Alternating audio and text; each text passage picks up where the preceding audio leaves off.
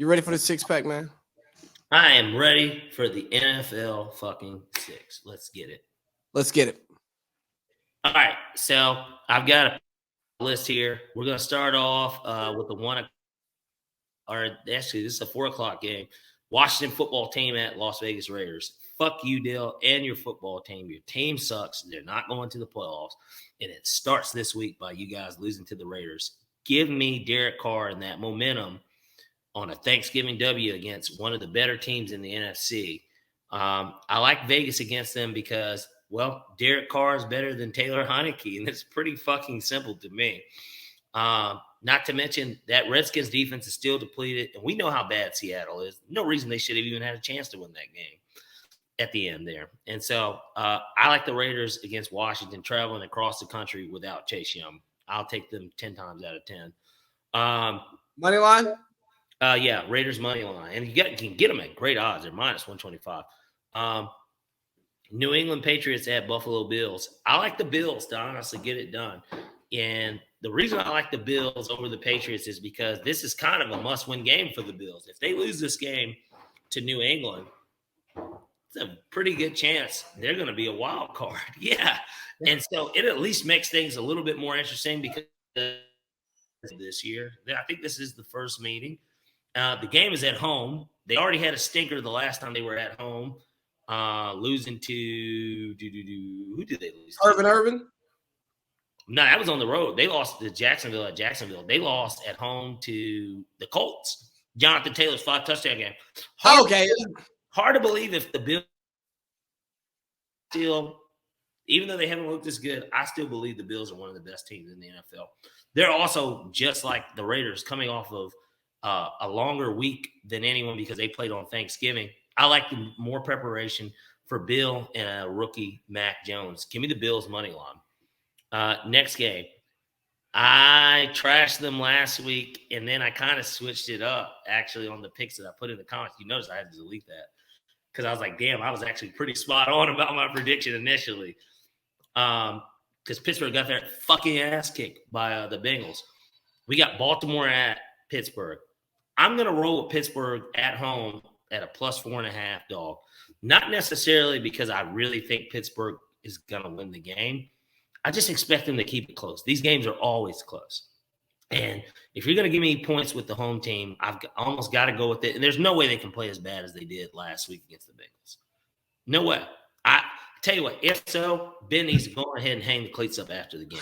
Seriously, if they get blown out, hang it up. Like, move on. You know what I mean? Like, seriously, like, get on with your life. There's plenty of real estate down there. You're fired. You're fired. There's plenty of real estate in Milledgeville, man. Enjoy your life. You know, you were already doing it before. Like, do it again. And I'm not telling you to rape again. You know, that is not what we're promoting. No. We're not going to rape. We're just telling you to go to the places that you like to go. And that's clearly one of them.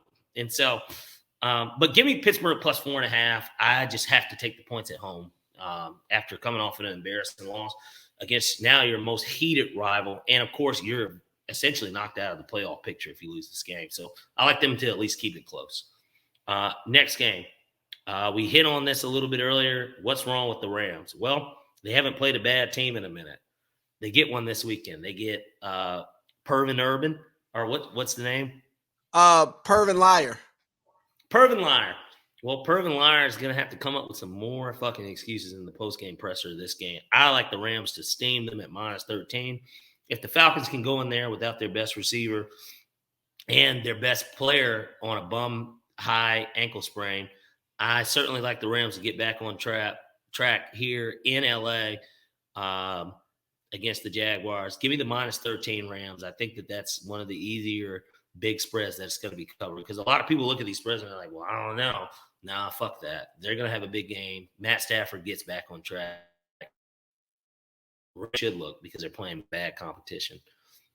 Next game, we got the Chargers at the Bengals.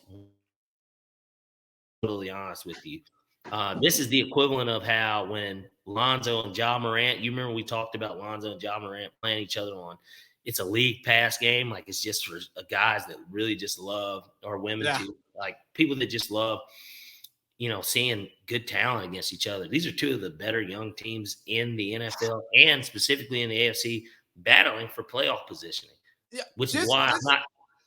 That's one of your best takes, man, because this is Chargers Bengals. That is like a league pass version of an NFL game. Yeah, it is, and it should be a great game, and which is why I'm not even going to pick a winner. I'm going to pick the points. Give me the over 50.5. I expect there to be points scored in this game. The Bengals clearly, I think they rank number one in explosive plays in the NFL because they've got Jamar Chase, who's actually been quiet the last 2 weeks. And hopefully he's quiet this week because I play Injustice and Fantasy, and he has Jamar Chase. So hopefully he has another quiet week, but I actually highly doubt it. So I'm going to anticipate the points are getting scored here. Certainly 27-24 is not out of the realm of possibility, which sounds about right. At 50.5, 27-24 equals 50. Give me that all day. So I'll take the over 50.5 in this game. And then for my final game, is Kansas City back? We got the Denver Broncos at the Kansas City Chiefs. This spread is set at 9.5. My answer to that question, the Kansas City Chiefs are back. I'm rolling with Patrick Mahomes and them to steam up Denver, who typically actually does give them a really good game. But I think that they fall behind too soon, and Teddy Bridgewater ultimately can't put the points on the board. We're going to take Patrick Mahomes, and they're looking like they're trying to reclaim that top spot, especially if the Patriots lose to the Bills. It'll be basically a three-way tie across the top for the AFC. All right, man. So let's just run back through these picks. I'm going to run back through the NFL ones first because I forgot to run back through your college ones. We got Washington football team at the Raiders. We're going to take the Raiders on the money line. We got New England at the Bills. We're going to take the Bills on the money line. We got Baltimore at Pittsburgh. We're going to take Pittsburgh at plus 4.5. We got the Jaguars at the Rams, and we're going to take those Rams at minus 13. We got the Chargers at the Bengals. We're going to go over 50.5 there. We're thinking 27-24 for the score for those of you who want to bet the spread. And we have the Broncos at the Chiefs at minus 7.5. We're going to take those Chiefs at minus 7.5 points. 9.5. 9.5. Oh, shit. 9.5. Yeah, man. I got them dub deucing them. I'm not mad at you. And for the college football six-pack, we're taking UGA minus 6.5 versus Bama. We're taking Baylor plus 5.5 over Oklahoma State. We're taking Houston plus 10.5 over Cincy. We're taking the over 53 in the App State versus UL Lafayette game. No Billy Napier, but we're still going to take that over. We're going to take the Pittsburgh money line over the Wake Forest. And then we're going to take that Michigan money line versus, who are they playing, Iowa? Yeah, Iowa. The money line is the easiest bet.